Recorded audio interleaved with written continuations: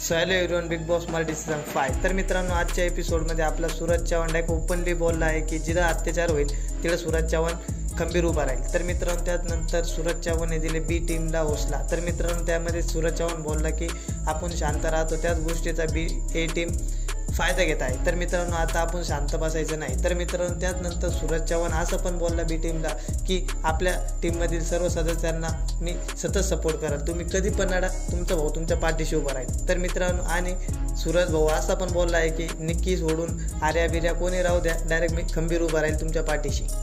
तर मित्रांनो, big boss Marathi season 5 खेळ हा आत्ता सूरज चव्हाणला समजला आहे। तर मित्रांनो, आता सूरज चव्हाण एकदम मास्टर माइंडने गेम हा खेळतोय। तर मित्रांनो, बी टीमला सतत हौसला देतोय की मी तुमच्या पाठीशी आहे, तुम्ही कधी पण लढा, तुमचा भाऊ तुमच्या पाठीशी राहील। तर मित्रांनो, तुम्हाला काय वाटतंय, आपला सूरज भाऊ बिग बॉसची ट्रॉफी विन होईल का नाही? आणि मित्रांनो, तुम्हाला काय वाटतंय, सूरज भाऊ हा गेम एकदम पद्धतशीर खेळतोय की नाही? कमेंटमध्ये नक्की सांगा। सूरज भाऊने अजून काय काय केलं पाहिजे। तर मित्रांनो, तुम्हाला असं वाटत असेल की सूरज भाऊ बिग बॉसची ट्रॉफी विन हो, तर मित्रांनो चॅनलला आता सबस्क्राइब करा आणि सूरज चव्हाणला मोठ्या प्रमाणात सपोर्ट करा।